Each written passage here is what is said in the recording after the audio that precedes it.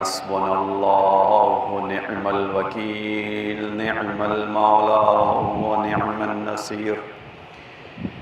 بسم الله الرحمن الرحيم. الحمد لله رب العالمين بارئ الخلائق أجمعين، وهو أرحم الراحمين في موضع العفو والرحمة، وأشد المعاقبين في الشدة والنقمة. ثم الصلاة والسلام والتحية والإكرام على رسوله البشير النذير، السراج المنير، مولانا ومولى الثقلين، جد الحسنين أبي القاسم محمد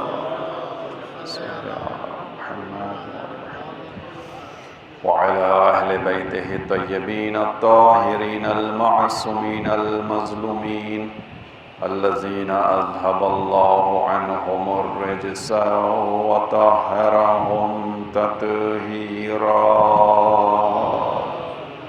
صل على محمد لا سيما قرة عين الرسول الزهراء البتول ومولانا صاحب العصر والزمان. أما بعد، قال الله الحكيم: بسم الله الرحمن الرحيم. قد أفلح المؤمنون الذين هم في صلاتهم خاشعون والذين هم عن اللغو معرضون. درود پڑھیں محمد وآل محمد. محمد وآل محمد. نعرہ حیدری یا علی. عزیزان محترم، سورہ مبارکہ مومنون کی ابتدائی 3 آیات کو آپ کے سامنے سرنامہ کلام کے طور پر پڑھنے کی سعادت حاصل کی. مشہور و معروف سورہ ہے، اور جس سورہ کا تعلق یہاں بیٹھے ہوئے ہر مومن سے ہے، چونکہ سورہ کا عنوان ہی سورہ مومنون ہے. خداوند عالم نے انسانوں کو خلق کیا، خلق کرنے کے بعد انسانوں کو ارادہ اور اختیار دیا.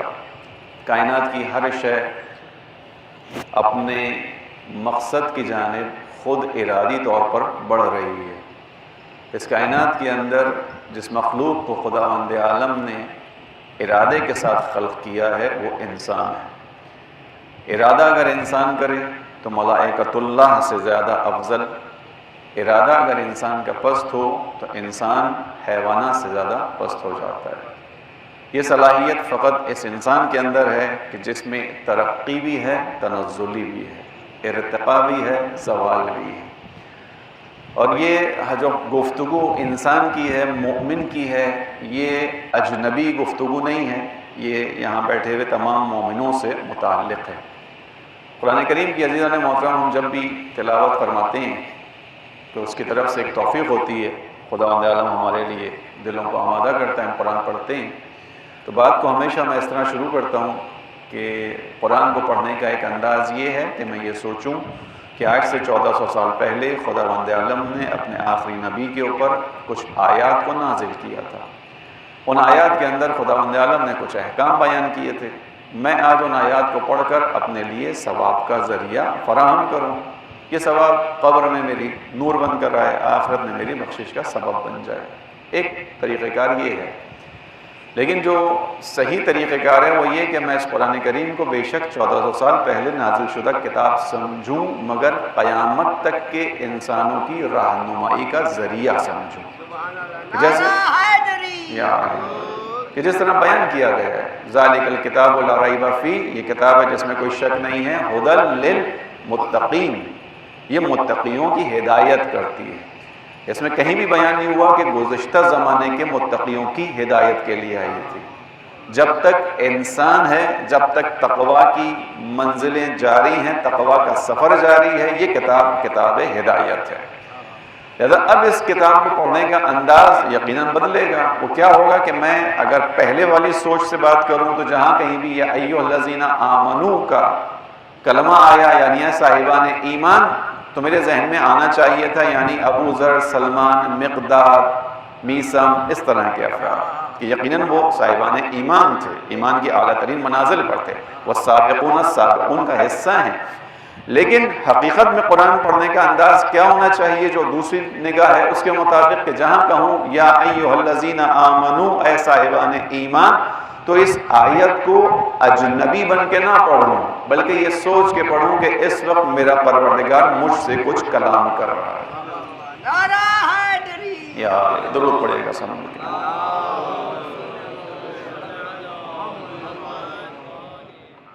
یہی حقیقی طریقہ کار ہے عزیزان محترم۔ بس جہاں کہیں بھی یا ایھا الذین آمنو ہے یعنی اس وقت خداوند عالم مجھ سے مخاطب ہے۔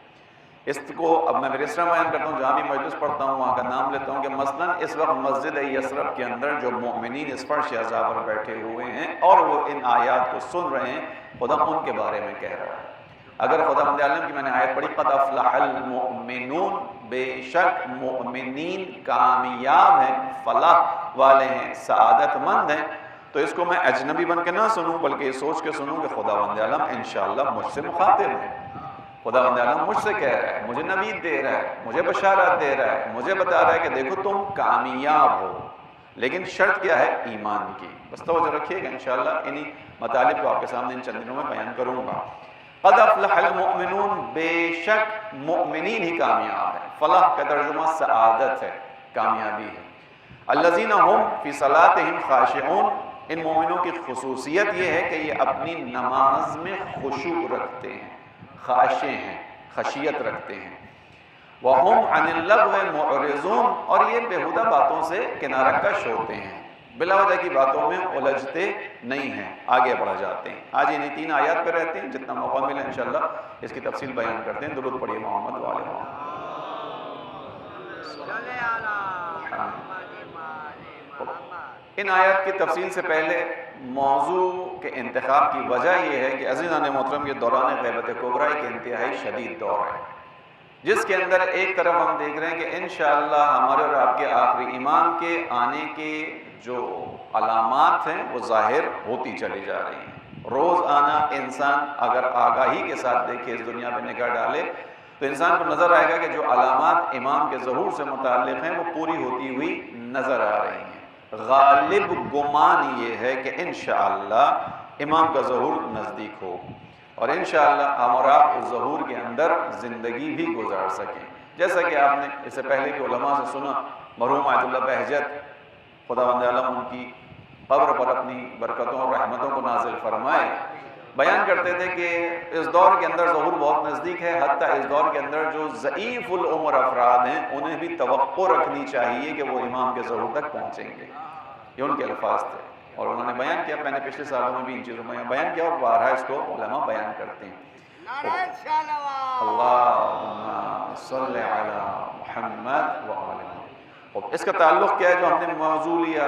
موضوع کیا ہے کہ ایمان کے اوپر ہم نے تھوڑا سا گفتگو کرنی ہے۔ شیطان کا حملہ اس زمانے میں ایمان پہ شدید ہے، اس لیے کہ یہ مؤمنین ہیں کہ جو امام کے ظہور کا زمینہ فراہم کریں گے، مؤمنوں کے ذریعے سے ہی امام کی حکومت اس پوری دنیا پر اپنا پرچم پھیلائے گی۔ یہ بات تو اظہر من الشمس ہے کہ خداوند عالم نے اس کائنات کے نظام کو اسباب کے ذریعے سے چلایا ہے، اگرچہ وہ محتاج کسی بھی شے کا نہیں ہے، علی کل شیء قدیر ہے، جو چاہے کر لے، لیکن اس کے باوجود کبھی بھی اس نے کاموں کو سبب کے بغیر انجام نہیں دیا، نہ یہ کہ وہ محتاج ہے، نظام یہ ہے۔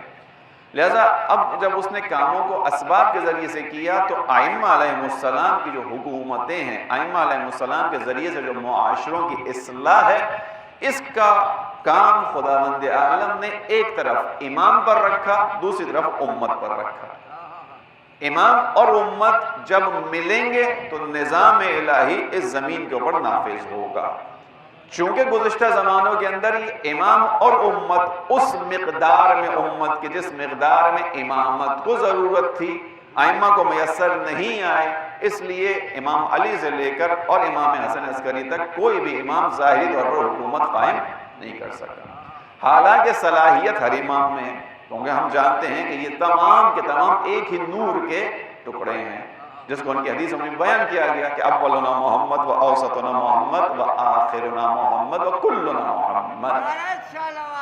اللہم صلی علی محمد و آل۔ تو اب توجہ رکھیے گا کہ اگر امام علی علیہ السلام کو وہ معینہ مقدار میسر آتی کہ جس کے ذریعے سے امام علی علیہ السلام اپنی حکومت کو قائم کر سکتے ہوتے تو کر لیتے، جیسا کہ ہوا تیسرے خلیفہ کے بعد اس کی قتل کے بعد تمام لوگ امام علی کے دروازے پر آ گئے۔ اب وہی امام جو پہلے اپنے حق سے محروم کر دیے گئے، ہمارا یقین اور عقیدہ اسی بات پر ہے، اپنے حق سے محروم کیے گئے۔ میں ہمیشہ اس جملے کو پڑھتے ہوئے تھوڑا تصریح کرتا ہوں، امامت محروم نہیں ہوتی، لوگ محروم ہو جاتے ہیں۔ امام محروم نہیں ہوئے، امام کی وجہ سے جو خدا نے انسانوں کی سعادت کو رکھا تھا، لوگ اس سعادت سے محروم ہو گئے۔ اگر انسان شروع سے ہی ائمہ کے ساتھ رہتا کہ خدا کا جو اہتمام تھا، اس چیز کے اہتمام کو رسول اللہ کے ذریعے سے خداوند عالم نے پہچنوایا تھا۔ رسول اللہ نے ایک نہیں متعدد احادیث میں اپنے بعد نقبائے بنے ان کی بیان کیا تھا کہ میرے جو نقیب ہیں، نقباء ہیں، ان کی مقدار اتنی ہے جیسے موسیٰ کے، یعنی 12 افراد ہیں۔ بیان کیا، ناموں کو لے کر بیان کیا تھا۔ مشہور حدیث انی تارک فیکم الثقلین کتاب اللہ و عترتی اہل بیتی، اہل سنت کے یہاں بھی ہمارے یہاں بھی ہے۔ اب یہ چیزیں واضح تھیں، لیکن بہرحال امت نے تجاوز کیا، صرف نظر کیا۔ مولا متقیان ایک معینہ مدت تک جو ہے وہ معاشرے کی رہنمائی چھوڑ کر سائٹ پر ہو گئے، ظاہر دوسرا نظام چلنے شروع ہو گیا۔ لیکن تیسرے خلیفہ کے قتل کے بعد کیا ہوا؟ امام علی آئے، امام علی نے اقتدار کو سنبھالا، ظاہری خلافت کو سنبھالا، اقتدار کو سنبھالا۔ کیوں؟ خود امام علی نے نہج البلاغہ میں بیان کیا، لولا حضور الحاضر، اگر یہ آنے والوں کا مجمع نہ ہوتا اور ان کے آنے کے بعد مجھ پر حجت تمام نہ ہوتی تو میں ابھی بھی اس خلافت کی سواری کو چھوڑ دیتا، جہاں یہ جا رہی تھی اسی طرف چلتی رہتی۔ کس چیز نے امام علی علیہ السلام کے اوپر حجت تمام کی کہ امام علی کے لیے اب گھر میں بیٹھنا جائز نہیں، امام علی کے لیے اب امت کی رہنمائی کی زمام اپنے ہاتھ میں لیے بغیر کوئی چارہ کار نہیں ہے۔ کس چیز کی وجہ سے مجبور ہوئے امام؟ میں مجبور کا لفظ استعمال کر رہا ہوں چونکہ خود امام نے کہا، اگر یہ آنے والوں کا مجمع نہ ہوتا اور ان کے آنے سے مجھ پر حجت تمام نہ ہوتی، بس لوگوں کا جمع ہو کر امام علی کے دربار میں آنا، امام علی کے دروازے پر آنا اور ان کا کہنا کہ آپ کے علاوہ کوئی اور نہیں ہے، امام علی پر حجت کو تمام کر رہا ہے۔ بس یہاں پہ ہمیشہ ایک نقطہ ذہن میں آتا ہے، وہ یہ کہ عزیزان محترم، خدا کی سنت کے کچھ طریقہ کار ہیں۔ اگر ایک امام کے اوپر لوگوں کے جمع ہو جانے سے اور اس امام کا استقبال کرنے سے اور اس امام کو اپنی سعادت کے لیے پکارنے سے اس امام پر حجت تمام ہوتی ہے، تو یہی سنت تمام ائمہ کے بارے میں، یعنی اگر امام علی پہ حجت تمام ہوئی تو اس کا مطلب ہے کہ یہی تمام ائمہ کے بارے میں۔ آج اگر امام عصر پردہ غیبت میں ہیں اور ابھی تک ہیں اور 1200 سال کا عرصہ گزر گیا، اس کی ایک بنیادی وجہ یہی ہے کہ ابھی تک امام کے اوپر اس مقدار کے مطابق وہ حجت تمام نہیں ہوئی ہے۔ اگر حجت تمام ہو تو امام علی علیہ السلام کی طرح امام زمانہ بھی باہر آئیں گے، امام زمانہ پردہ غیبت سے نکل کر آئیں گے۔ بس توجہ رکھیے گا، خداوند عالم نے بیان کیا، لہٰذا یہ جو دور ہے، اس دور کے اندر چونکہ امید زیادہ ہے اور بہرحال ایمان والوں نے اس ظہور کا زمینہ فراہم کرنا ہے جیسا کہ دنیا کے اندر مختلف زمینوں پر ہو رہا ہے، لہذا دشمن کا جو حملہ ہے وہ اس کے اوپر ہے۔ اب جب میں دشمن کا لفظ استعمال کر رہا ہوں تو جو بچے بھی بیٹھے ہوئے ہیں ان کے لیے بیان کر دوں کہ دشمن کون ہے۔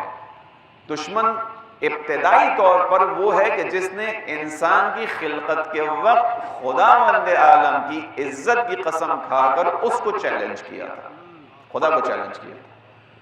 آدم بن رہے ہیں، آدم کو بنایا گیا، خداوند عالم خبر دے رہا ہے میں زمین پر اپنا جانشین بنا رہا ہوں۔ خدا کیوں بنا رہا ہے جانشین؟ توجہ رکھیے تھوڑا سا نکات کی جانب۔ خدا زمین پر جانشین کیوں بنا رہا ہے؟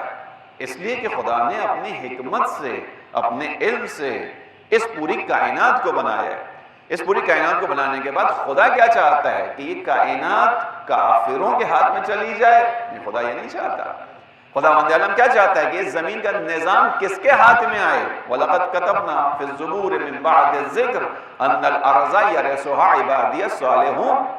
ہم نے سورہ انبیاء کی آیت نمبر 105 کہ ہم نے تو لکھا ہوا ہے، طے کیا ہوا ہے ذکر کے اندر زبور کے بعد کہ یہ زمین صالحین کا ورثہ بنے گی، صالحین کا ورثہ بنے گی۔ ایک سوال ہے سادہ سا کہ خداوند عالم جب یہ دنیا اپنے اختتام کی طرف جا رہی ہے، قیامت سے منسلک ہو رہا ہے معاملہ، تو فقط اس وقت کے لیے اس زمین کو صالحین کے میراث بنانا چاہتا ہے؟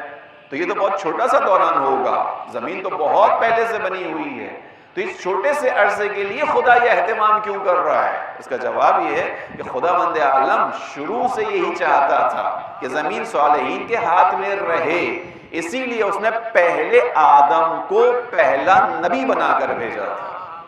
پہلا آدم پہلا نبی بن کر آیا تھا، پہلا آدم پہلا ہادی بن کر آیا تھا، اور وہ چاہتا یہ تھا کہ انسان اس ہدایت کے سائے میں چلے، لیکن انسان نے اس ہدایت کے راستے سے گمراہی اختیار کی، اپنی سرکشی میں آیا، شیطان کے بہکائے میں آیا، شیطان دو بھائیوں کے درمیان دوری ڈالنے میں کامیاب ہو گیا، دو بھائیوں کے درمیان آپس میں حسد ڈالنے میں کامیاب ہو گیا، نتیجے میں کیا ہوا؟ زمین کے اوپر فساد پھیل گیا، اس فساد کے نتیجے میں پھر دنیا بگاڑ کی طرف چلتی چلی گئی۔ لیکن خدا کا یہ فیصلہ ہے کہ ایسا نہیں ہوگا کہ قیامت آ جائے گی اور یہ زمین صالحین کے ورثے میں نہ جائے، نہیں، یہ خدا کی غیرت کو گوارا نہیں ہے۔ خدا نے اپنی حکمت، اپنے علم، اپنی صناعی سے اس پوری کائنات کو خلق کیا ہے، لہذا خدا نے خبر دی کہ آخری میں ہی ہوگا، لیکن ہوگا یہ کام، صالحین کا ورثہ بنے گا۔ بس خداوند عالم شروع سے ہی چاہتا تھا، بات کو پلٹا ہوں دوبارہ، کہ اگر انسان شروع ہی سے ائمہ علیہ السلام کے دروازے پر ہوتا تو یہ دنیا اس وقت بہت زیادہ آباد ہوتی۔ ائمہ علیہ السلام پر یعنی جو صلاحیتیں امام عصر میں اس زمین کو آباد کرنے سے متعلق ہیں، بلا شک و شبہ وہ تمام صلاحیتیں مولا الموحدین امیر المؤمنین امام المتقین علی بن ابی طالب میں موجود تھیں۔ اور تھوڑا توجہ کیجئے گا ان چیزوں کی طرف جن کی طرف اشارے ہیں خود، یعنی خود امام علی علیہ السلام لوگوں کے ساتھ گزر رہے ہیں، گزرتے ہوئے پانی گرتا ہوا دیکھ رہے ہیں، آبشار ہے جس کو ہم کہتے ہیں، اس گرتے ہوئے پانی کو دیکھ کر سنا ہوا ہے، بچوں کے لیے بیان کر رہا ہوں فقط، اس آبشار کو دیکھ کر اشارہ کر کے کیا کہتے ہیں؟ اگر میں چاہوں تو اس گرتے ہوئے پانی سے تمہارے لیے نور کو نکالنا۔ امام علی نے کہا تھا نہیں کہا تھا؟ کہا تھا۔ اس کا آپ آج کے زبان میں ترجمہ کر لیجئے، گرتے ہوئے پانی سے نور نکالنا یعنی یہ لائٹیں جل رہی ہیں، الیکٹرکسٹی کا پیدا کرنا، ڈیمز جو آج بنے، انسان نے اتنے عرصے بعد ترقی کر کے اب جا کر اس ٹیکنالوجی کو حاصل کیا ہے۔ عزیزان محترم، ایک نکتہ ذہن میں رکھیے گا، خداوند عالم ائمہ کے ذریعے سے انسان کو اس دنیا سے کاٹنا نہیں چاہتا۔ میں نے عرض کیا خداوند عالم نے اس دنیا کو حکمت سے بنایا ہے، علم سے بنایا ہے، اپنی خلاقیت کو بکھیرا ہے، کائنات کے اندر جلوے خدا کی رحمانیت کے، رحیمیت کے۔ تو خدا انسان مومن کو کاٹ کے نہیں رکھنا چاہتا، خدا یہ چاہتا ہے کہ انسان اس دنیا میں رہتے ہوئے اس کی نعمتوں کو بھی استعمال کرے، اس کی معرفت کے ساتھ اپنی زندگی کا سفر آگے بڑھاتا ہے۔ خدا یقیناً یہ چاہتا ہے، خدا ائمہ کے ذریعے سے آباد کرے گا، اسی لیے آخری امام کے ذریعے سے جو زمین آباد ہوگی ایسی آبادی اس سے پہلے کبھی نہیں تھی۔ اسی لیے وہ روایات ہیں کہ امام جب آئیں گے تو زمین کے اندر کیا کیا تبدیلیاں آئیں گی، زمین اپنے خزانوں کو اگلے گی، آسمان برکتوں کو نازل کرے گا، خوشحالی ہوگی ہر طرف۔ دنیا کے اندر انسان کسی فقیر کو ڈھونڈنے سے بھی نہیں ڈھونڈ پائے گا، خیرات لینے والا بھی نہیں ملے گا، انسان آسودہ حال ہوگا۔ یہ تمام خصوصیات ہر امام کے پاس تھیں، لیکن لوگوں نے ساتھ نہیں دیا۔ امام کے دور تک وہ وقت مہیا ہو جائے گا کہ انشاءاللہ انسان ایک الہی نمائندے کے پیچھے چلنے پہ تیار ہوگا، جیسے کہ اب ہونا شروع ہو گیا ہے۔ میں شروع میں جو اشرا پڑھنے کی توفیق دی خداوند عالم نے، امام حسین علیہ السلام کا جو جملہ ہے جو انہوں نے صبح عاشور بیان کیا تھا کہ الناس عبید الدنیا، لوگ دنیا کے غلام ہیں، والدین لعب علی السنتہم، اور دین ان کی زبانوں پر ایک چربہ ہے، ایک مغلوبہ ہے جو ان کی زبانوں پر گھومتا ہے۔ یہ بھی کب تک ہے؟ جب تک ان کی زندگی اس دین کے ساتھ اچھی چل رہی ہوگی۔ فَإِذَا مُحِّسُ بِالْبَلَاءِ، اور جب کبھی یہ دین تھوڑی سی آزمائش میں ڈالتا ہے، قلت دیانون، دیندار چھٹ جاتے ہیں، کم رہ جاتے ہیں۔ خود بھی امام حسین نے بیان کیا کربلا کے اندر، اس کے عنوان سے گفتگو کی تھی پہلے اشرا کے اندر، اس سے ایک نکتہ فقط بیان کرتے ہوئے آگے بڑھ رہا ہوں کہ یہ قلت دیانون یقیناً ہے، اور یہ ایسا نہیں ہے کہ امام حسین کے زمانے میں تھا، یہ اس وقت، اس سے پہلے سے ہے، امام علی کے زمانے میں تھا، امام حسن کے زمانے میں تھا، حتیٰ خود رسول اللہ کے زمانے میں قلیل تھے جو دیندار تھے۔ کون دیندار؟ جن کی تعریف امام حسین نے کی ہے کہ جب آزمائش میں آتے ہیں تب پتہ چلتا ہے۔ آسودگی کے اندر تو ہر انسان دیندار ہے، آسودہ حال کے اندر تو خدا نعمتوں پر نعمتیں دے رہا ہے، فراوانی یہ نعمت ہے، ہر انسان کی زبان پر شکر ہے۔ شکر کا پتہ وہاں چلتا ہے جب ایوب کی طرح نعمتوں کو خدا چھینتا ہے، پھر بھی ایوب کا سر سجدہ الہی میں جھکا رہا ہے۔ نعرہ صلوات۔ اللہ پتہ کب چلتا ہے کہ انسان خداوند عالم کی معرفت کے ساتھ اس کا شکر گزار ہے؟ جب امام حسین کی طرح میدان کربلا میں گھیر لیا جاتا ہے، شب عاشور ہوتی ہے، چاروں طرف سے گھرے ہوئے ہیں، اصحاب کی کمی ہے، سامنے کم سے کم 30,000 کا لشکر موجود ہے، اور امام حسین خطبہ دیتے ہوئے جو ابتدا کر رہے ہیں، اسنی علی اللہ احسن الثنا، میں خداوند عالم کی بہترین حمد و ثنا کرتا ہوں۔ توجہ رکھیے گا، میری اور آپ کے پاؤں کے اندر پاؤں ٹوسٹ ہو جائے، موچ آ جائے تو ہم خدا سے شکوے کے لیے زبانیں کھول دیتے ہیں۔ تھوڑا سا ایسا ہوتا ہے نہیں ہوتا؟ کسی جگہ جا رہے ہیں، تیزی کے ساتھ آگے جانا ہے، پہنچنا ہے، شادی میں جانا ہے، کسی پروگرام میں جانا ہے، اور ٹائر پنچر ہو گیا، فوراً آواز نکلتی، خدا یہ کون سا وقت ہے ٹائر پنچر ہونے کا؟ اللہ کے خدا نے ٹائر پنچر نہیں کیا، لیکن چونکہ انسان کا ایک تعلق ہے، ٹھیک ہے، خداوند عالم کو یہ بھی برا نہیں لگتا، یہ برا نہیں لگتا، خدا چاہتا ہے انسان ہر حال میں اس سے بات کرے، اپنی طرف سے نہیں کہہ رہا۔ خداوند عالم نے حضرت موسیٰ سے کہا، موسیٰ اپنے دسترخوان کے نمک کے لیے مجھ سے سوال کرو، اپنے دسترخوان کے نمک کے لیے مجھ سے سوال کرو، اپنے دسترخوان کا نمک مجھ سے مانگو۔ بچے بھی بیٹھے وہ سوچیں گے کہ نمک ایسی کون سی چیز ہے کہ جس کے خدا سے مانگا جائے؟ نمک تو گھر کے اندر معمولی سی چیز ہے، آج بھی 10 روپے کی تھیلی مل جاتی ہے لاہوری نمک کی، اتنی مہنگائی کے باوجود۔ شکر ہے کہ ہماری حکومت کی نگاہ بھی اس نمک کی تھیلی میں نہیں پڑی، ورنہ اس کے بھی ریٹ بڑھے ہیں۔ درود پڑھیں محمد والا۔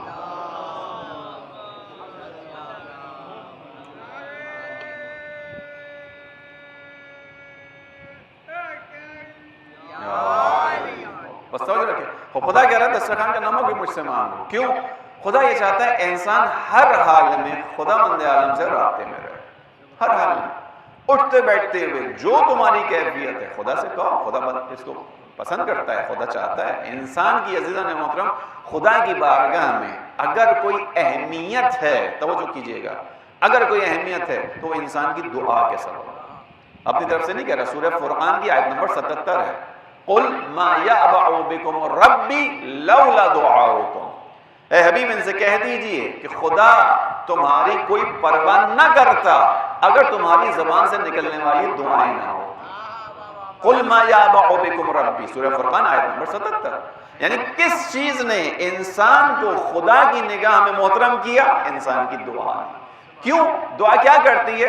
دعا انسان کے اندر عاجزی کے احساس کو زندہ رکھتی ہے، عاجزی کا احساس۔ انسان عاجز ہے، انسان لاچار ہے، بعض اوقات انسان سوچتا ہے کہ میرے پاس چیزیں میسر ہیں، نہیں عزیزان محترم، چیزیں میسر ہونے کے باوجود انسان اپنے ہر عمل کے اندر خدا کا محتاج ہے۔ اس کی دلیل میں ہمیشہ اس مثال سے دیتا ہوں، آپ نے بارہا لوگوں کے بارے میں سنا ہوگا، دسترخوان پر بیٹھے، دسترخوان لگا ہوا ہے، ظاہراً تمام چیزیں موجود ہیں، ہاتھ اٹھا بڑھا کر نوالے کو توڑ بھی لیا، لیکن یہ نوالا منہ تک پہنچنے سے پہلے ہی انسان کی موت واقع ہو گئی۔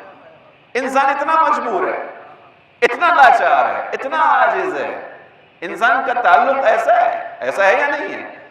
ہاتھ سے نوالا توڑ لیا، بظاہر کوئی رکاوٹ نہیں ہے، نہیں پہنچا انسان کے حلق تک۔ کیوں؟ اس نے فیصلہ کیا، انسان کی عاجزی ہے۔ بس توجہ رکھیے گا، لہذا انسانوں کو خداوند عالم نے کہا کہ تم اس دروازے پر آؤ تو تمہاری دنیا بھی آباد ہوگی۔ خداوند عالم فقط ائمہ کے ذریعے سے انسان کو دنیا سے کاٹ کر آخرت کی طرف متوجہ نہیں کر رہا۔ یہ الگ بات ہے کہ انسان جب ائمہ کے دروازے پر آئے گا تو اس کی نگاہ میں دنیا کی حیثیت بچے گی نہیں کچھ، جیسے کہ ابو ذر کی نگاہ میں نہیں تھی، جیسے سلمان کی نگاہ میں نہیں تھی، جیسے مقداد کی نگاہ میں نہیں تھی۔ یہ لوگ معاشرے میں تھے مگر دنیا کے اسیر نہیں تھے۔ وجہ کیا تھی؟ ان کی عقلیں کامل ہو چکی تھی۔ امام عصر کے زمانے میں انسان کی عقل کامل ہوگی، جب عقل کامل ہوگی، رشد کرے گی، ترقی کرے گی، انسان کے اندر سے طمع و لالچ خود بخود ختم ہو جائے گا۔ یا بس توجہ رکھیے گا، خدا یہ موضوع اس لیے لیا کہ ایمان کی حفاظت ضروری ہے۔ خداوند عالم نے بیان کیا قد افلح المؤمنون۔ ایمان کی حفاظت کیوں ضروری ہے؟ ظہور تک پہنچنا ہے، نہ فقط ظہور تک پہنچنا ہے، ظہور کے راستے کو انشاءاللہ فراہم کرنا ہے۔ کیونکہ خداوند عالم نے ہر زمین کے لوگوں کی ذمہ داری لگائی ہے عزیزان محترم۔ پچھلے سال جب میں نے اشرا یہاں پہ 5 مجالس پڑھی تھی، اس میں اسی موضوع کو لے کر چلا تھا، لہٰذا میں بہت زیادہ مطالب کی طرف واپس نہیں جانا چاہ رہا، لیکن ایک نقطہ نوجوان دوستوں کے لیے عرض کرتے ہوئے آگے بڑھ جاؤں کہ امام کے ظہور سے متعلق یہ سوچ لیجئے کہ پاکستان انشاءاللہ جب امام تشریف لائیں گے نقشے پر ہوگا یا نہیں ہوگا، زمین پر ہوگا یا نہیں ہوگا، آرزو ہم سب کی انشاءاللہ ہوگا۔ تو جب ہوگا تو پھر جب اس زمین پر بھی امام کا حکم چلے گا تو امام اس زمین پر اپنی حکومت کے امور چلانے کے لیے لوگوں کو کہاں سے لائیں گے؟ کسی دوسرے سیارے سے کوئی نہیں آئے گا، اسی زمین کے لوگ ہوں گے، یہی لوگ ہوں گے، پاکستان کے ہی ہوں گے۔ پاکستان کے لوگوں میں یہ توقع کس سے کی جا سکتی ہے کہ وہ زمانے کے امام کی حکومت کے اندر اپنا کوئی کردار ادا کر سکتا ہے سوائے مومنین کے، سوائے فرش حسین پر بیٹھنے والوں کے، سوائے ان لوگوں کے جن کی آنکھیں آنسو بہاتی ہیں کربلا کے مصائب کو یاد کر کے، سوائے ان لوگوں کے جو ہر صبح جمعہ اس امام کو یاد کر کے کہتے ہیں این الطالب بدم المقتول بکربلا، کہاں ہے وہ کربلا کا انتقام لینے والا مولا؟ یہ انہی سے توقع ہے، ادھر ہی ہے، لہذا اپنی آمادگی کو ہم سب نے رکھنا ہے۔ بس خداوند عالم نے کہا کہ مومن وہ ہے کہ جو اپنی نماز میں خشیت اختیار کرتا ہے۔ قد افلح المؤمنون۔ اب یہ جو راستہ ہے سعادت کا، فلاح کا راستہ کون بتائے گا؟ جو خالق انسان ہے وہی بتائے گا۔ ہر انسان اپنی زندگی میں سعادت کے حصول کے پیچھے، مثال کے طور پر جن مومنین کی جانب سے بزم دعا کی جانب سے اس مجالس کا اہتمام کیا گیا، ان کے بھی ذہن کے اندر، ان کی نیت کے اندر ایک چیز ہے کہ ہم مجالس کو رکھ رہے ہیں، خدا ہماری ان مجالس کو ہم سے قبول فرمائے، یہ دعا ہے الہی آمین۔ اب یہ جو قبول فرمائے، یہ قبول فرمائے کے پیچھے کیا چیز ہے؟ یعنی ہم کامیاب ہو جائیں خدا کی بارگاہ، ہم سعادت مند ہو جائیں۔ ابھی جس برادر نے یہاں پر مجھ سے پہلے سلام کی سعادت حاصل کی، ان کی بھی نیت یہی ہے کہ خدا اس کلام کو ان سے قبول فرمائے۔ قبول فرمائے سے کیا مراد ہے؟ یعنی اس کو خدا اپنی بارگاہ میں قبول کر لے، میرے درجات کو اپنے یہاں بڑھا دے، میرا نام امام حسین کے خادموں میں لکھ دے۔ نعرہ سلوات۔ اللہ، ان چیزوں کے پیچھے مقصد کیا ہے؟ سعادت، فلاح، کامیابی۔ ہم اس کو کامیابی کی زمانہ سمجھ رہے ہیں۔ آپ مومنین کا آج اس وقت اتنی تعداد میں یہاں بیٹھنا کس وجہ سے؟ کہ آپ اس مجلس کو اپنے لیے سعادت اور کامیابی کا ذریعہ سمجھتے ہیں۔ انسان اپنی زندگی میں سعادت اور کامیابی کے پیچھے، ہر انسان پڑھتا ہے کامیابی اور سعادت کے لیے، کمائی کرتا ہے کامیابی اور سعادت کے لیے، اپنی زندگی کے اندر وسائل کو لے کر آتا ہے تاکہ سعادت مند زندگی گزار سکے۔ اب یہ جو انسان سمجھتا ہے اس کے پیچھے جا رہا ہے، ضروری نہیں ہے جو انسان سمجھتا ہے وہی سعادت کا ذریعہ ہو۔ کون بتائے گا سعادت کا راستہ؟ خدا بتائے گا۔ کیوں خدا بتائے گا؟ اس لیے کہ اس کو حق ہے۔ کیوں حق ہے؟ کہ بنانے والا انسان کا وہی ہے، اسی کو حق ہے۔ ایک سادہ سا فارمولا اس دنیا کے اندر چلتا ہے، اپلائی ہوتا ہے کہ جو خالق ہوتا ہے وہی اپنی مخلوق کے بارے میں بہتر جانتا ہے۔ خدا بتا رہا ہے، کامیابی چاہتے ہو قد افلح المؤمنون۔ اگر سعادت تک پہنچنا چاہتے ہو تو یاد رکھو میں نے سعادت کو مومنوں کے لیے رکھا ہے، میں نے کامیابی کو مومنوں کے لیے رکھا ہے، اور مومنوں کی وہ دو علامات جو آگے بیان کی ہیں اس پر انشاءاللہ آتا ہوں میں۔ درود پڑھیں محمد صلی اللہ علیہ وسلم۔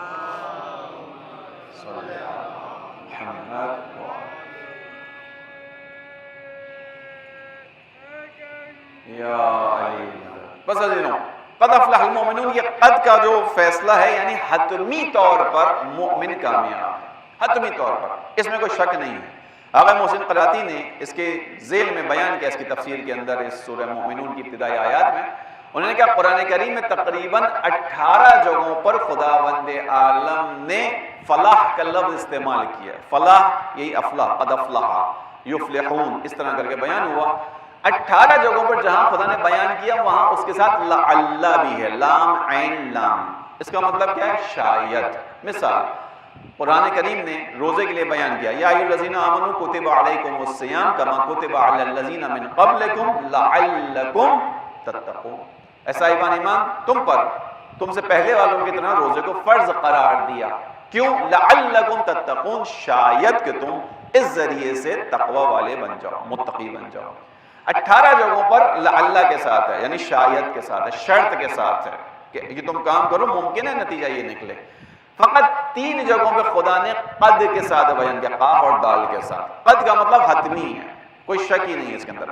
پہلا یہی سورہ مومنون کے اندر، قد افلح المؤمنون، بے شک مومن ہی سعادت مند ہے، بے شک مومنی فلاح والا ہے، بے شک مومنی کامیاب ہے۔ دوسرا سورہ شمس کے اندر قد افلح من زکاہا وقد خواب من دساہا، بے شک وہ کامیاب ہو گیا جس نے اپنے نفس کو دنیا کی آلودگیوں سے بچا لیا۔ دوسری چیز قد افلح من زکاہا، جس نے تزکیہ کیا۔ رسول اللہ کی بعثت کا مقصد کیا تھا؟ رسول اللہ کو خداوند عالم نے انسان کے تزکیہ نفس کے لیے مبعوث کیا، اس خداوند عالم نے رسول کو خلق مبعوث کیا تاکہ انسان تزکیہ کرے۔ اور دوسری جگہ، تیسری جگہ سورہ اعلیٰ کے اندر قد افلح من تزکا وذکر اسمہ فصلی، قد افلح من تزکا، توجہ کیجئے گا، دونوں آیتوں کے اندر جو بعد میں پڑھی سورہ شمس اور سورہ اعلیٰ کے اندر تزکا کا لفظ ہے، تزکیے کا لفظ ہے، اور پہلی جو آیت ہے سورہ مومنون کے اندر قد افلح المؤمنون، یہاں غیر محسن قراتی کہتے ہیں کہ اس کا ایک نتیجہ یہ نکلتا ہے کہ مومن ہوتا ہی وہ ہے کہ جو ہمیشہ اپنے تزکیہ نفس کی طرف متوجہ رہتا ہے۔ قد افلح المؤمنون، اور آگے کیا بیان کیا؟ قد افلح من تزکا، قد افلح من زکاہا، جس نے اپنے نفس کی طرف توجہ دی۔ باقی جگہوں پر لعلکم کے ساتھ ہے، لعلکم تتقون۔ خوب، خداوند عالم بعض جگہوں پر بیان کر رہا ہے یہ اعمال کرو تاکہ تم تقوی والے بن جاؤ، اور خود تقوی کو فلاح کے لیے، سعادت کے لیے بیان کر رہا ہے، واتقوا اللہ، آؤ تقوی پر عمل کرو، لعلکم تفلحون، شاید تم کامیاب ہو جاؤ۔ اب یہ شاید کامیابی باقی جگہوں پر ہے، 3 جگہوں پر خدا نے کہا نہیں حتمی کامیاب ہو۔ تیزی کے ساتھ آگے بڑھو، کہاں پر؟ جب تم مومن ہو، جب تم اپنا تزکیہ نفس کرتے ہو، جب اپنی اصلاح کی کوشش کرتے ہو۔ عزیز، یہ راستہ اتنا دشوار راستہ ہے، توجہ کیجئے گا، چونکہ میں نے شروع میں آپ کے سامنے کہا کہ ہمارا جو دشمن ہے اس نے قسم کھائی ہوئی ہے، فَبِعِزَّتِكَ لَأَغْوِيَنَّهُمْ أَجْمَعِينَ، تیری عزت کی قسم، کس کی عزت؟ خدا کی عزت۔ علماء بیان کرتے ہیں، مفسرین نے اس کو کتابوں میں بیان کیا، خداوند عالم کے نزدیک اس کی عزت سے بڑھ کر کچھ بھی نہیں، کچھ بھی نہیں۔ اور شیطان نے بھی ہاتھ رکھا تو کہاں رکھا؟ اس کی عزت پر۔ تیری عزت کی قسم، یعنی ایک بہت بڑا چیلنج ہے، بہت بڑی بے ادبی ہے جو شیطان نے خدا کی بارگاہ میں کی۔ فَبِعِزَّتِكَ، تیری عزت کی قسم، لَأَغْوِيَنَّهُمْ أَجْمَعِينَ، اس انسان کی اکثریت کو بہکاؤں گا، گمراہ کروں گا، اپنے ہاتھ میں لے لوں گا، نہیں چلنے دوں گا تیرا نظام۔ اور آج تک زمین خدا کے اوپر، پوری زمین کے اوپر خدا کا نظام نافذ نہیں ہوا ہے۔ کب ہوگا؟ جب امام تشریف لے کر آئیں گے انشاءاللہ۔ لہذا بیان کیا یہاں پر اس چیز کو، قد افلح المؤمنون، مومن کامیاب ہے۔ مومن کون ہے؟ خداوند عالم نے ان 3 آیتوں میں بیان کیا کہ حتمی طور پر کامیابی اس کے لیے تزکیہ کرے گا۔ عزیزوں، درود پڑھیں محمد والے محمد پر۔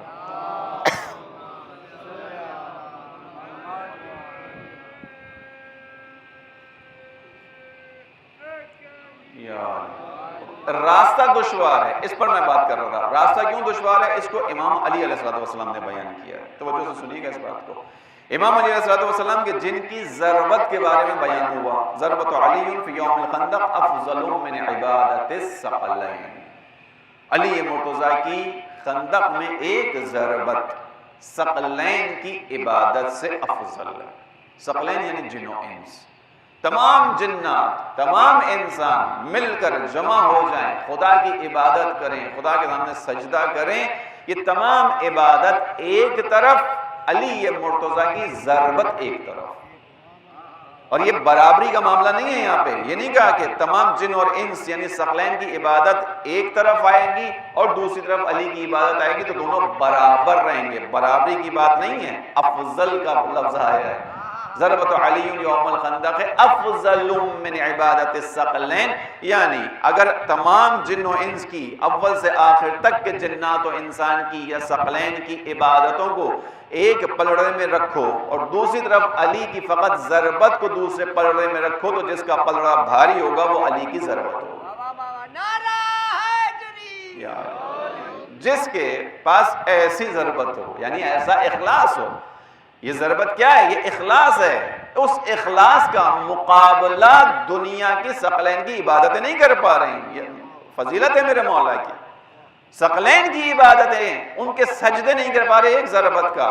پھر سوچئے گا جس کے ضربت میں اتنا اخلاص ہو اس کے سجدے میں کتنا خلوص ہوگا، اس کے سجدے کی کیا کیفیت ہوگی، اس کی عبادت کی کیا کیفیت ہوگی۔ عزیزان محترم بس توجہ رکھیے گا، لہذا اب امام علی کی یہ ضربت، یہ تمام خصوصیات، وہ مولا کے جو دن کی روشنی کے اندر یتیموں کے سرپرست ہیں، بیواؤں کے ہم نوا ہیں، ان کا خیال کرتے ہیں، ساری چیزیں انجام دیتے ہیں، وہ امام اس راستے کی مشکل کو بیان کر رہے ہیں. کیا کہتے ہیں؟ آہ من قلت الذات وطول الطریق وبعد السفر.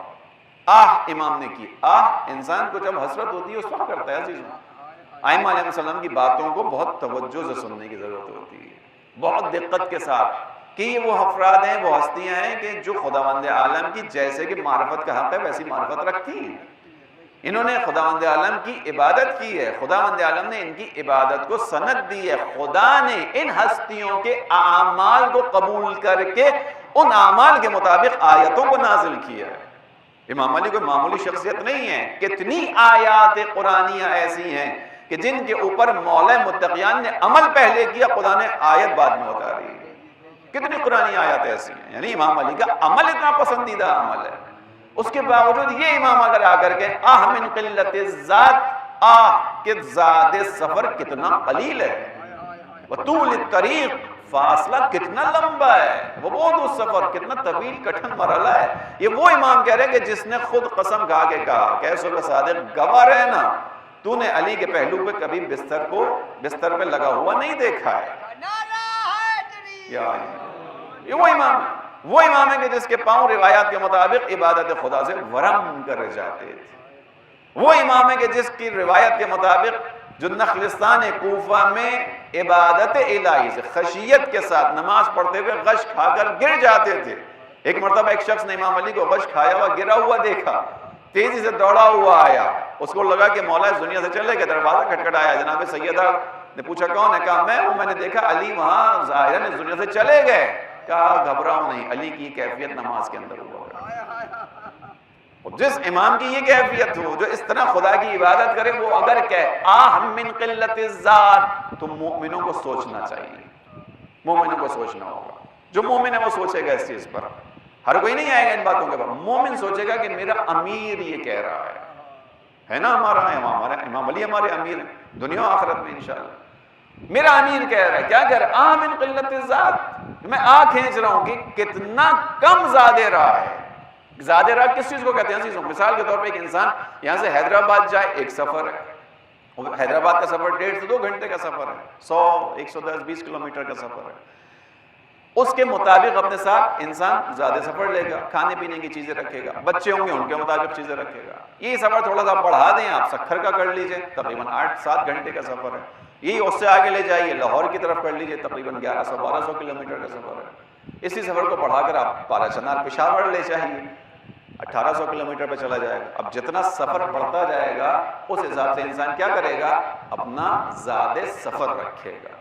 کپڑوں کا انتخاب اس حساب سے ہوگا، غذا کا انتظام اس کے حساب سے ہوگا. میرے مولا کی نگاہ میں یہ سفر کتنا طویل ہے کہ اتنا کچھ ہونے کے باوجود امام کہتے ہیں آہ من قلت الذات، آہ علی کا زیادہ سفر کتنا قلیل ہے، کتنا قلیل ہے. بس سوچ رکھیے گا یہ راستہ ہے دشوار، یہ راستہ مشکل ہے.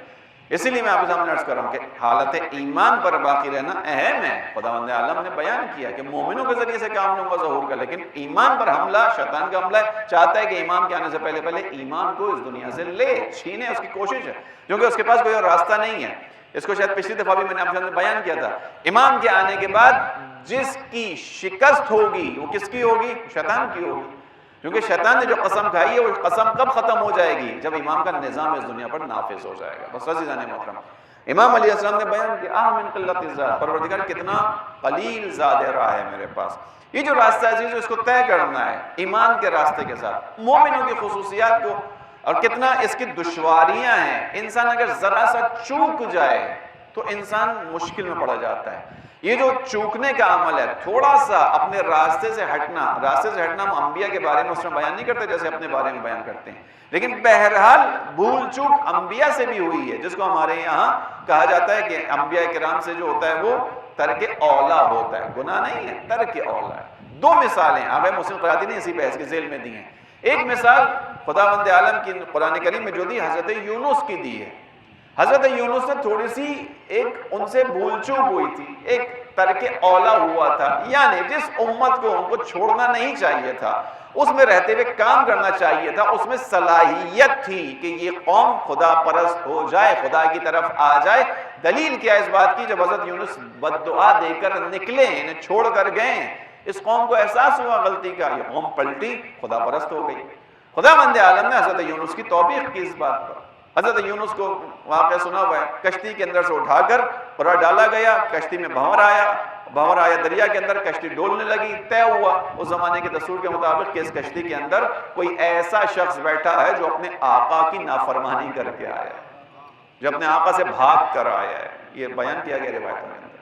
اپنے آقا کا جو ہے وہ ناراض کوئی بندہ آیا، طے کیا پورا ڈالو، پورا ڈالا گیا، حضرت یونس کا پورا نکلا، حضرت یونس کو اٹھا کے دریا میں ڈال دیا گیا، حضرت یونس کو مچھلی نے اپنے شکم میں لے لیا۔ قرآن کی آیت ہے فَلَوْلَا أَنَّهُ كَانَ مِنَ الْمُسَبِّحِينَ، اگر وہ تسبیح خدا کرنے والوں میں سے نہ ہوتے، لَلَّبِثَ فِي بَطْنِهِ إِلَى يَوْمِ يُبْعَثُونَ، تو قیامت تک اسی مچھلی کے شکم میں رہ جاتا۔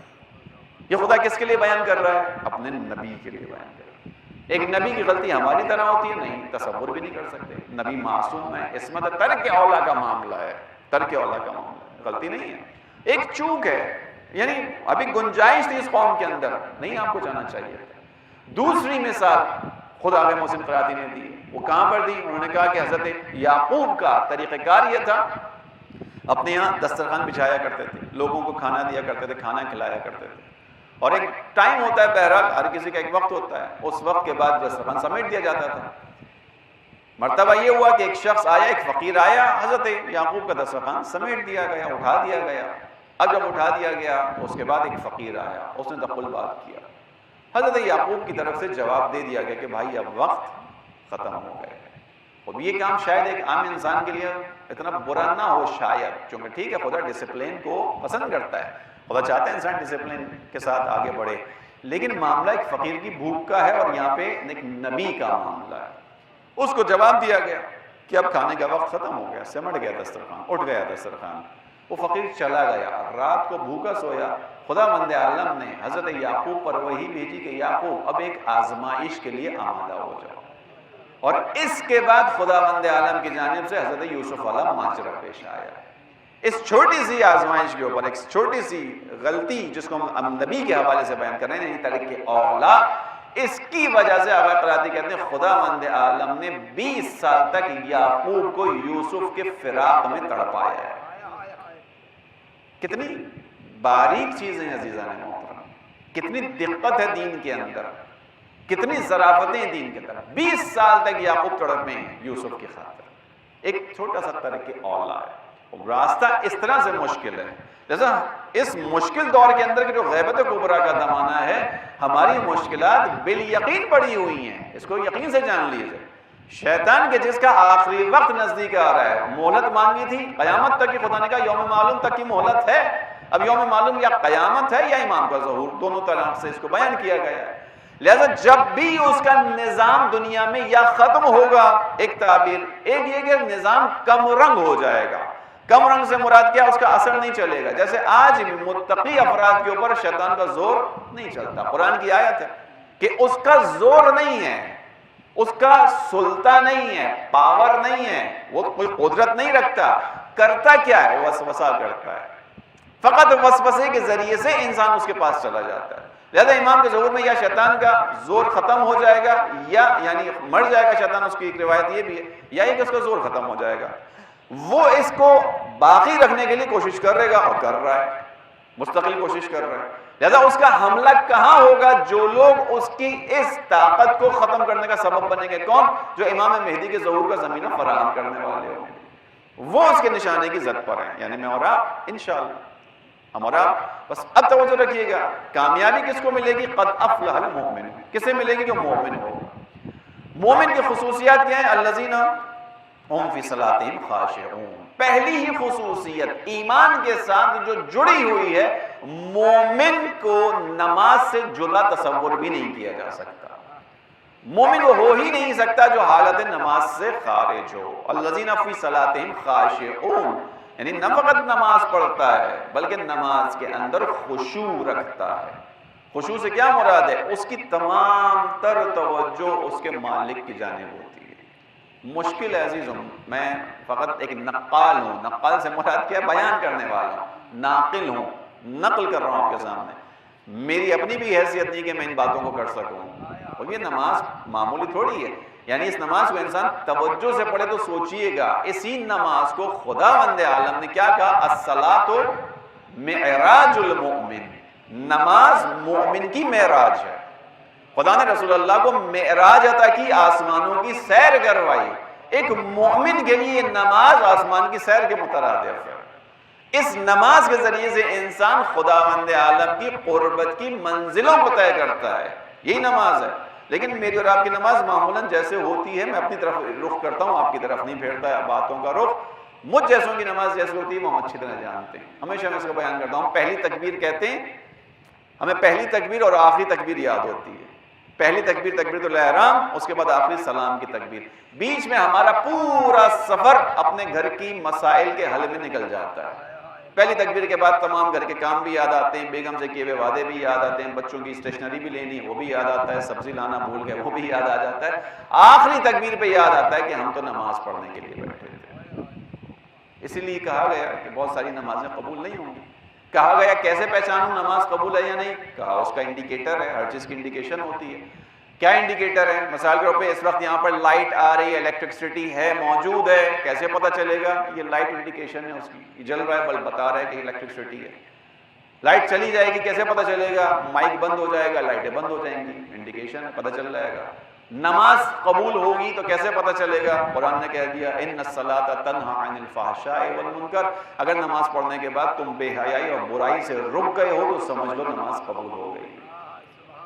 اگر تمہارا کام بے حیائی اور برائی سے رک گیا، ان الصلاۃ تنہی عن الفحشاء والمنکر۔ ایک چیز کو بیان کروں، ذہن تمام کر دوں آپ کی۔ منکرات میں عزیزوں ہم بہت ساری چیزوں پہ توجہ دیتے ہیں، اس موضوعات کو ہم نے لیا اس لیے جو ہمارے یہاں کے منتظمین ہیں انہوں نے بھی کہا تھوڑا سا اجتماعی ماحول اور اجتماعی چیزوں کو بیان کرنا انشاءاللہ اچھا رہے گا، تو اس وجہ سے بھی یہ موضوع لیا۔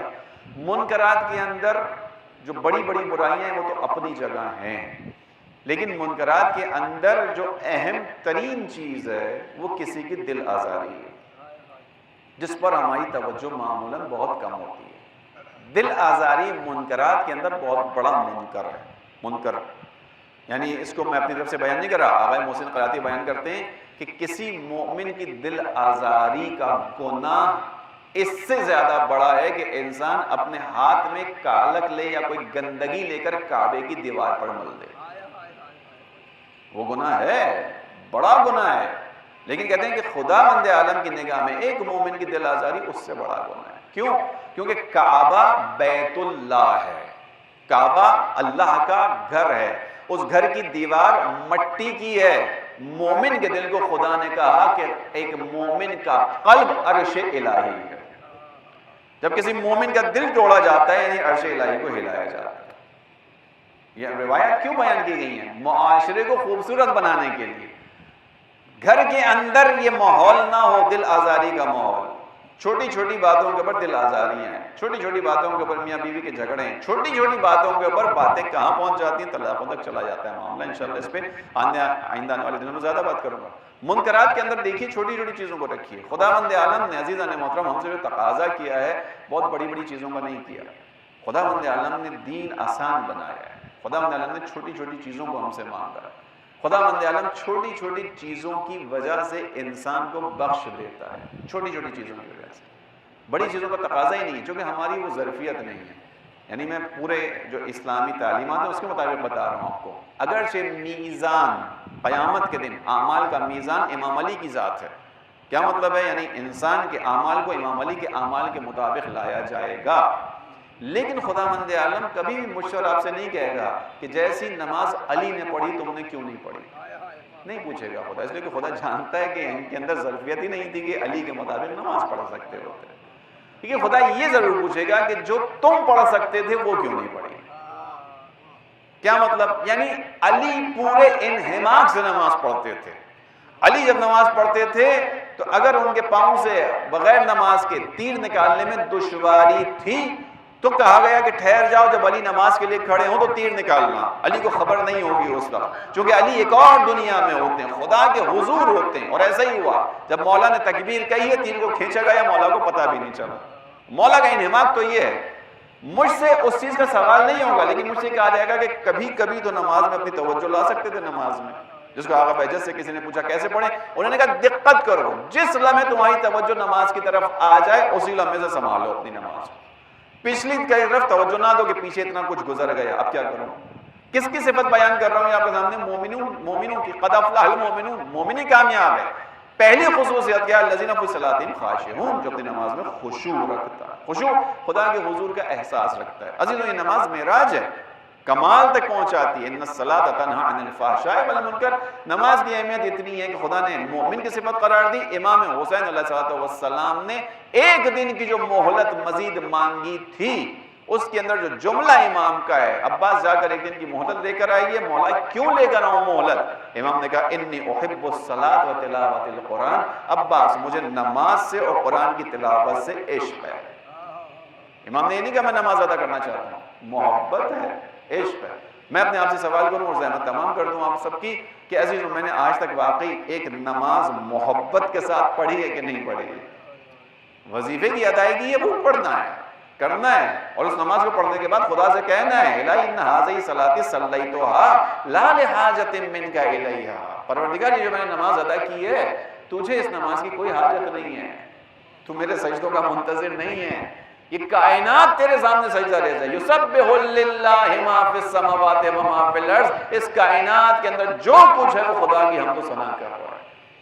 ہر چیز خدا کے آگے سجدہ ریز ہے. میں نہ بھی کروں تو خدا پہ کوئی فرق نہیں پڑتا. اس لیے نماز کے بعد پڑھو الہی ان ھذہ صلاتی صلیتھا، یہ جو نماز میں نے ادا کی، لا لحاجۃ منک الیھا، تیری جانب سے اس کی کوئی حاجت نہیں ہے، ولا رغبۃ منک فیھا، تو اس میں رغبت بھی نہیں رکھتا. یہ تو میں نے فقط اپنے وظیفے کی ادائیگی کے طور پر پڑھا ہے.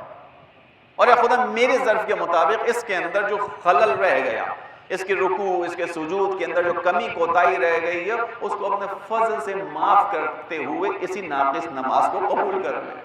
احسان کر دیں میرے اوپر کہ میں یہی ناقص کر سکتا. کیوں؟ کیونکہ میں ناقص ہوں. ایک ناقص سوائے نقص والی چیز کے کیا دے سکتا ہے؟ ناقص ہی ہوں، یہی دے سکتا ہوں. خدا کو یہی مطلوب ہے. بس توجہ کیجئے گا، مؤمن رہنا ہے. ظہور امام کا زمینہ فراہم کرنے والا وہ ہوگا جو مومن رہے گا، خداوند عالم کے اوپر ایمان رکھے گا. اس کی خداوند عالم نے نشانی بتا دی. دیکھنا ہے مومن ہو یا نہیں، اپنی نمازوں سے اپنے آپ کو پہچانو. کسی سے مت پوچھو، کسی کے پاس مت جاؤ کہ میں مومن ہوں یا نہیں. کیا کرو؟ تمہاری نماز تمہارا انڈیکیٹر ہے، تمہارا نماز تمہارا پیرامیٹر ہے، معیار ہے.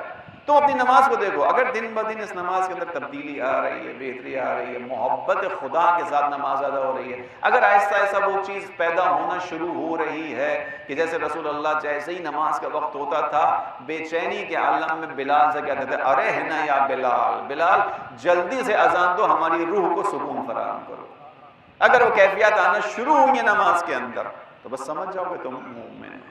اگر خدا نے خاصہ وہ کیفیات نہیں آ رہی تو نماز انڈیکیٹر خدا نے خود بخود رکھ دیا. عرض کر رہا ہوں کسی سے پوچھنے کی ضرورت نہیں ہے کہ میں مومن ہوں یا نہیں. نماز بتا دے گی ہمیں آپ کو. بس توجہ عزیزان محترم، یہ راستہ ہمارے لیے ایمان کی تقویت کا راستہ خداوند عالم نے اپنے فضل و کرم سے اس فرش عزا کے ذریعے سے رکھا ہوگا. یہ فرش عزا ہم کو اور آپ کو ہر سال لا کر بٹھاتا ہے. ہمیں اتنا حوصلہ دیتا ہے کہ ہم اپنے کاموں کو چھوڑ کر اپنی مصروفیات سے وقت نکال کر آتے ہیں، اس فرش عزا پر بیٹھ کر کچھ سنتے ہیں جو معمولاً عام دنوں میں نہیں ہوتا.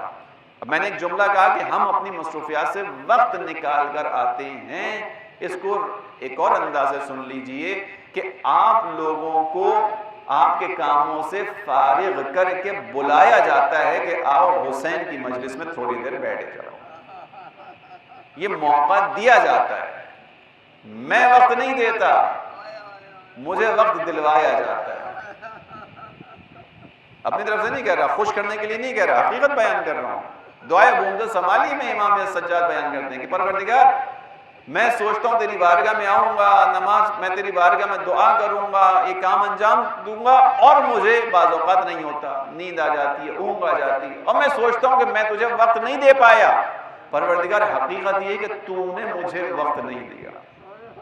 میں جو تیرے سامنے نہیں آ رہا اس کی وجہ یہ نہیں کہ میرے پاس وقت نہیں ہے، نہیں خدایا تو نے مجھ سے وقت نہیں لیا، یعنی تو نے مجھے وقت نہیں دیا، تجھے نہیں پسند آیا میرا، تجھے میری آواز اچھی نہیں لگی، شاید تجھے میرا پہلا باطل لوگوں کے ساتھ اٹھنا بیٹھنا پسند نہیں آیا۔ ترجمہ فقط پڑھ رہا ہوں آپ کے سامنے دعا عبد السمانی کے چھنٹوں کا، کہ میں جو فالتو لوگوں کے ساتھ بیٹھتا تھا، پوری باتوں کو راتوں کو برباد کر دیتا تھا، تو نے دیکھا کہ میں تو فالتو لوگوں کے ساتھ بیٹھتا ہوں، بلا وجہ کی باتیں کرنے والوں میں سے ہوں، بیہودہ گفتگو کرنے والوں میں سے ہوں، تو نے سوچا کہ جب میری گفتگو کا محور دنیا کی ایسی غلیظ باتیں ہیں تو نے مجھے کہاں بلانا تھا کہ میں تجھ سے بات کرتا رہا، کہ تو مجھے وقت نہیں دے، امام سجاد کہہ رہے ہیں تو وقت نہیں دے رہا، میں سمجھ رہا ہوں میں وقت نہیں دے رہا۔ بس توجہ کیجئے گا، اب اگر ہمیں توفیق مل جاتی ہے فرش عزا پر آنے کی تو عزیزوں ہم نہیں آتے، ہمیں بلایا جاتا ہے، ہمیں موقع دیا جاتا ہے۔ یہ امام حسین علیہ السلام کی عظمتیں میں سے ایک عظمت ہے کہ امام حسین نے دسترخوان کو کتنا آمادہ رکھا ہے، کتنا کھلا رکھا ہے امام حسین نے اس دسترخوان کو۔ بس عزیزوں، اور اس دسترخوان امام حسین پہ جہاں ہم یہ مطالب فضائل کی بات، درس کی بات، اخلاق کی بات سنتے ہیں، وہاں جو سب سے اہم پہلو ہے وہ امام حسین کے اوپر آنسو ہے، وہ امام حسین پر آنسو۔ یہ رزق بڑا عجیب ہے، میں انشاءاللہ کل آیت آپ کے سامنے پڑھوں گا کہ رزق کے متعلق اگر انشاءاللہ یاد رہا اس میں بیان کر دوں گا، لیکن یہ جو آنسو ہیں اس کو آیت اللہ بہجت اپنی گفتگو میں بیان کرتے تھے کہ یہ آنسو عزیزان محترم ایسے ہی نہیں ملتے، آنسو ملکوت سے انسان کو ہبہ کیے جاتے ہیں، تحفہ خدا کے نام سے دیے جاتے ہیں، انسان کو آنسو دیے جاتے ہیں۔ امام حسین کی یاد میں آنسو بہانا معمولی کام نہیں ہے، بہت بڑا کام ہے۔ امام حسین کی یاد میں آنسو بہانا انبیاء کا شیوا ہے۔ سلسلہ کہاں سے شروع ہوا امام حسین پہ آنسو بہانے کا؟ پہلے نبی سے، حضرت آدم سے، کہاں تک چلتا رہا؟ آخری نبی تک، ہر نبی نے آنسو بہائے ہے، یعنی تاریخ کے اندر ہماری ہے، انبیاء کا شیوا ہے۔ کتنا بڑا کام ہے، خدا نے کتنی بڑی سعادت دی مجھے اور آپ کو کہ جو انبیاء کا کام ہے اس میں شریک کیا ہے امام حسین کی یاد کے ذریعے سے۔ ان آنسوؤں کو بس معمولی نہیں سمجھتے ہم، بہت بڑا خدا نے احسان کیا عزیزوں۔ بس یہ جو ایام عزیزوں سفر شام کی مصیبتوں کو بیان کیا جاتا ہے۔ ماہ سفر جو سفر کا مہینہ ہے اس کے اندر شام والوں کی مصیبتوں کو بیان کیا جاتا ہے۔ عزیزوں شام کے اندر قافلہ پہنچ گیا اسی سفر کی پہلی یا دوسری تاریخ کو، جیسا تاریخ میں بیان کیا گیا ہے۔ عزیزوں جملہ سننے میں بہت سادہ تھا، آپ نے سن بھی لیا، میں نے پڑھ بھی دیا کہ اسیروں کا قافلہ شام میں اسی مہینے سفر میں داخل ہو گیا، لیکن باخدا یہ داخلہ اتنا آسان نہیں تھا، یہ بہت مشکل تھا۔ یہ میں ہمیشہ اس جملے کو پڑھ کے اپنا عقیدہ بیان کرتا ہوں کہ مصائب کا مکمل ایک پیراگراف ہے یہ کہ اسیروں کا قافلہ شام میں داخل ہو گیا۔ تھوڑا سا بیان کر دیتا ہوں، اس کے بعد زحمت تمام کروں، آپ لوگ رو لیے، گریہ کر لیا، خدا قبول فرمائے۔ عزیزوں شام سرزمین کیسی ہے، شام کی بنیاد کیسی ہے؟ شام کی بنیاد یہ ہے کہ جہاں لوگوں کے دین کی بنیاد علی مرتضیٰ سے بغض اور کینے کے اوپر رکھی گئی ہے۔ شام میں جو اسلام پھیلایا گیا ہے وہاں اس اسلام کی بنیاد میں علی سے بغض ہے، بنیاد میں علی سے کینہ ہے، بنیاد کے اندر بتایا گیا ہے کہ دیکھو جو جنگوں میں تمہارے مارے گئے انہیں مارنے والا علی ہے۔ اب تھوڑا دقت سے سنیے گا، مجھے زیادہ زحمت نہ دیں، آپ خود ان چیزوں کو محسوس کریں اب کہ اب جب شام والوں کو یہ خبر دی گئی ہوگی کہ علی کے بیٹے کو تو مار دیا گیا، علی کی بیٹیوں کو قید کر کے لایا جا رہا ہے، تو میری جو تاریخ میں آیا نا کہ جب اہل بیت کا قافلہ آیا تو شام کے در و دیوار سجے ہوئے تھے۔ عزیزوں یہ حکم نامہ نہیں تھا حکمرانوں کا، یہ شام کے لوگوں کی اپنی خوشی تھی کہ ہاں اب وہ آ رہے ہیں، اس کی بیٹی آ رہی ہے یہاں کے جس نے ہمارے آبا و اجداد کو مارا، یہ ان کی ذاتی خوشی تھی، اسی لیے شام کے اندر عید کا سما تھا۔ اللہ اکبر، میں اس سے زیادہ مصائب اور کیا پڑھوں کہ جناب زینب اس شام میں آ رہی ہیں جہاں ان کے آنے پر خوشی منائی جا رہی ہے، علی کی اولاد آ رہی ہے، علی کی بیٹیاں آ رہی ہیں۔ عزیزوں اب سوچئے، اسی لیے تاریخ نے بیان کیا شام کے جو مناظر ہیں، لوگ اپنی چھتوں پر چڑھ گئے، آئینوں سے سجا دیا گیا، خوشی کی تمام چیزوں کو پھیلا دیا گیا، ہر کوئی اپنی چھت پر چڑھا ہوا ہے۔ جہاں سے یہ قافلہ گزر رہا ہے جس کے ہاتھ میں جو کچھ ہے وہی نصیروں کی طرف اچھالتا جا رہا ہے، کوئی پتھر مار رہا ہے، کوئی مٹی پھینک رہا ہے۔ ایک جگہ تو ایسا ہوا کہ ایک جگہ سے چلتے ہوئے انگاروں کو پھینکا گیا، امام سجاد کے سر پر جو دستار تھی عزیزوں اس پر انگارہ گرا ہے، میرے مولا کا سر زخمی ہوا۔ آپ خود جانتے ہیں اگر سر پر کوئی چیز آئے ہاتھوں سے اس کو ہٹایا جا سکتا ہے۔ انصاف سے بتائیے جس کے ہاتھوں میں بیڑیاں ہوں، وہ جس کے ہاتھوں میں ہتھکڑیاں ہوں، پاؤں میں بیڑیاں ہوں، وہ کیسے اپنے سر سے انگارے کو ہٹا سکتا ہے؟ بس عزیزی شام کی یہ منزل ہے کہ جب یہ شام میں قافلہ پہنچا ہے، لوگوں نے بغض و کینے کی نگاہ سے دیکھنا شروع کیا۔ ایک بوڑھا شخص آتا ہے مولا سجاد کے پاس، کہتا ہے اللہ کا شکر ہے جس نے تم لوگوں کو اس حال میں پہنچایا ہے، شکر ہے جس نے ہمارے امیر کو عزت دی ہے۔ اور ان جملوں کو سید سجاد نے سن لیا، پھر کہنے لگے اے بوڑھے شخص ایک بات بتا، تو نے قرآن پڑھا ہے؟ کہتے ہاں میں نے قرآن پڑھا ہے۔ کہتے ہیں قرآن کے اندر تو نے وہ آیت پڑھی ہے قُلْ لَا أَسْأَلُكُمْ عَلَيْهِ أَجْرًا إِلَّا الْمَوَدَّةَ فِي الْقُرْبَى، اے رسول ان سے کہہ دیجئے کہ میں اپنا اجر رسالت نہیں مانگتا سوائے اس کے کہ میرے قرابت داروں سے مودت سے پیش آنا۔ کہتا ہے ہاں میں نے پڑھی ہے، مگر تمہارا اس آیت سے کیا سروکار؟ میرا مولا سر جھکا کر کہتا ہے جن کی مودت کو خدا نے قرآن میں اجر رسالت قرار دیا ہے ہم ہی وہ قرابت والے ہیں۔ پھر میرے مولا کہتے ہیں تو نے وہ آیت بھی پڑھی ہے کہ جس میں خدا نے کہا وَآتِ ذِی الْقُرْبَى حَقُّهُ، اے حبیب اپنے قرابت داروں کو حق دے دیجئے۔ کہتے ہیں ہاں پڑھی ہے۔ امام سجاد کہتے ہیں ہم ہی وہ قرابت والے ہیں جن کے حق کا قرآن میں خدا نے تقاضا کیا ہے۔ پھر میرا مولا کہتا ہے تو نے وہ آیت بھی پڑھی ہوگی انما یرید اللہ لیذھب عنکم الرجس اہل البیت، اہل بیت خدا نے آپ سے رجس کو دور کر دیا۔ کہتے ہیں ہاں یہ آیت بھی پڑھی ہے۔ اب میرا مولا تڑپ کر کہتا ہے جن اہل بیت سے رجس کو دور کیا گیا تھا ہم ہی وہ اہل بیت ہیں، لیکن ہماری مجبوری کو دیکھ، ارے جس کے گھرانے کے لیے آیت تھی نازل ہوئی ہے اسی زہرا کی بیٹیاں اس بلوائے عام میں ہے، سر پہ ردا نہیں ہے، تماشا دیکھنے والے تماشا